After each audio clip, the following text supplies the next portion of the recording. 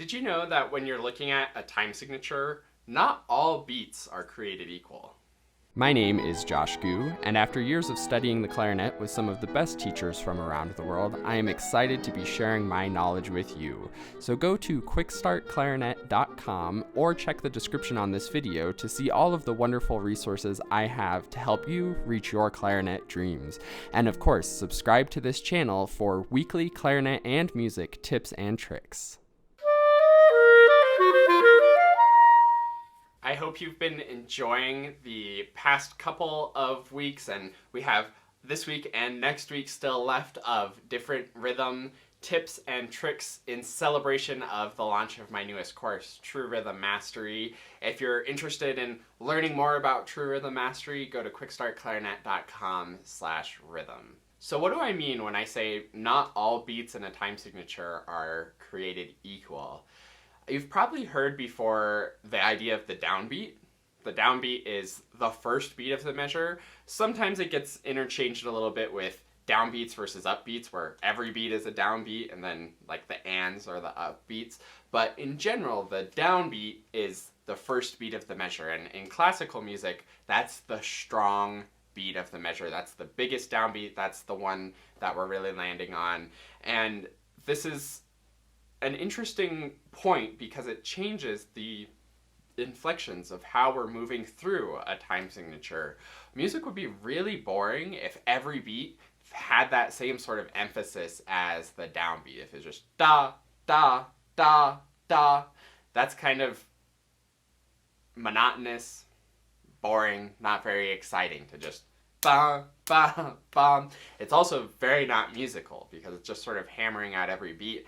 And I think a lot of people struggle with rhythm, or at least a big opportunity in a lot of people's rhythms is to think about how these notes should actually be connecting and the inflection of the time signature.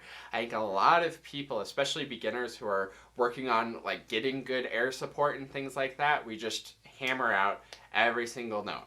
D, D, D, D, D, D, D. It's just every single note is exactly the same inflection, exactly the same sort of shape and weight, and it gets kind of boring and monotonous, and is also a really good way to sound like a beginner. And conversely, a really good way to sound like an advanced player is to have direction. D, D, D, D, D, D, D. Already that sounds infinitely more musical just by changing the inflection and where I'm leading. So let's talk about how to actually know how to do that in a given time signature. So sometimes what this is called is the strong beats versus the weak beats. I think that's a terrible name for it. Why would we want any beats to be weak and strong? Like, they're just beats, and I think strong and weak makes it very easy to overdo it. Da, da, da, da, da, da, da. And that's not what we want the music to sound like either. It's not strong and weak. And especially thinking weak when we're trying to have good, strong air support all the time, it just adds another layer of this where we're having to think like, oh, this is a weak beat, but I still need strong air support to play the instrument well, or good, strong, steady sound quality for whatever instrument you might be playing. But the thing that I like way better than strong and weak beats is landing and leading beats. So strong beats, stereotypically strong beats, are landing beats, and the weak beats are leading beats. Especially, I think changing weak to leading is just so much more musical and so much more nice to think about. This isn't a weak beat that we don't care about. This is a leading beat that's actually moving us forward. And I think sometimes the strongest notes happen on those leading beats to sort of build the tension into the resolution on the landing beat. So that's sort of what strong and weak, or better, landing and leading beats are. Now, how do we know where they are in the music? Well, this depends a lot on the time signature that you're playing in and the genre that you're playing in. In classical music, the landing beats are beat 1 and 3 in 4/4, But in jazz and definitely pop music, it's more often that the landing beats are actually 2 and 4. Or another way to think about it is there's just actually more emphasis on the leading beats rather than the landing beats, where we sort of have that strong snare drum, 1, da, da, da, that kind of effect. So it depends on the genre that you're playing in, which ones are going to get more emphasis and sort of where those landing and leading beats are. But sticking to classical, since that's sort of more of my main thing, and I assume most of the people watching this are more on the classical side of things, the way that it works is always basically, actually I think always, I think this might be a real rule, or at least 99% of the time in classical music, beat 1, the first beat of the measure, is always our biggest landing point, with beat 3 being the next strongest landing point, and then beats 2 and 4 sort of lead to those landings. So in 2/4 we think about, we land on 1, lead through 2, a little bit lighter landing on 3, and a big lead through 4 to land nice and strongly or securely or landingly on beat 1 of the measure. You can think about how this is kind of related to how it's conducted, actually, where beat 1 happens here, beat 2 happens over here, beat 3 happens here again, and then beat 4 is sort of our big going up to get back to 1.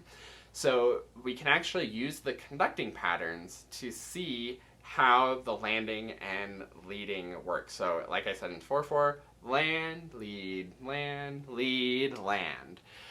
Now if we look at maybe another time signature like 3/4, we can actually kind of use the same rules. Again, we have 3 goes up to a big 1. So 1 is definitely the biggest, and 1 happens here, but sort of 2 and 3 happen not here. So that's kind of a good way to see too that it's no other landing beats in 3. Land, lead, lead, land. So it's sort of you land on 1, a little lead on 2, to lead into a bigger lead on 3, to get us back to the big landing on 1. And you can even look at more obscure examples too, like maybe 6/4. The way that that's conducted is down, in, out, up, 1. So if we think about that, you might have a good idea of where the landing beat is in the middle. We have land on 1 here, then 2, 3, 4, 5, 6, 1. So you can see how the conducting pattern is organized in such a way that we have land, lead, lead, land, lead, lead, land. So that's just a quick tip for how you can look at what the conductor is doing, and if you know the conducting patterns of the time signatures, you can start to think about where the landing and leading is. You can also do this completely without conducting. That's just sort of a quick little tip or a little cheat to figure it out if you're unsure. The other thing to do is think about the style of music that you're playing in. Think about the way the rhythms and the harmonies and everything is laid out to sort of see where is the landing and where is the leading. If you think about something like the classic Mozart Clarinet Concerto, we have land, land, lead, land, lead, lead, lead, land. So we're landing on 1 and 3. Also, just a quick caveat to this language too, like strong and weak has its flaws because it's not strong, strong, weak, strong, weak, weak, weak, strong. We don't want it to be too overemphasized. Same thing with the landing and leading. I think it's hard, really, really hard to overemphasize the leading, but you can get a little flat-footed with the landing. Land, land, lead, land, lead, lead, lead, land. Like it's really easy to sort of splat on the landing. Think about it as like the nicest airplane landing that you can think of. We don't want to like bump on the runway. We want to gently touch down and have that really smooth landing. So I hope that this has been helpful and insightful into how to have a little bit of different inflections in your time signatures, and I think this will be a really good one for you to explore and think about and try to find those landing and leading beats, and as you're playing, think about the notes that are leading to a nice landing. So if this has been helpful for you and you want to learn more about how the landing and leading beats work in all kinds of time signatures, then I really encourage you to check out True Rhythm Mastery. There's all kinds of good stuff. There's a whole lesson on time signatures, and not just the landing and leading inflections, and not just 4 in the top means 4 beats and 4 in the bottom means quarter note gets the beat. It goes way deeper on how time signatures actually work, like compound meter versus simple meter, and what that has, or what that implies for how the rhythms are going to lay out. And it just goes way deeper than I can in a short little YouTube video. So if you're serious about really improving your rhythm and you want the easiest, fastest, most effective way to do it, then go to quickstartclarinet.com/rhythm. If you have any questions about True Rhythm Mastery or any rhythm stuff or any music stuff, leave a comment and let me know, and I'll be happy to help you out down there. Thanks so much for watching this video. I hope it helps you to really get your rhythm going and get those landing and leading beats going, and I look forward to seeing you in another video. And last but not least, a huge heartfelt thank you to the Dennersons. This is like the QuickStart Clarinet family who supports the channel and helps to make everything that I do possible. If you would like to support the channel and get some awesome rewards in return, where we can work one-on-one over video and you can have my full support moving forward on your clarinet journey, then go to quickstartclarinet.com/supporter.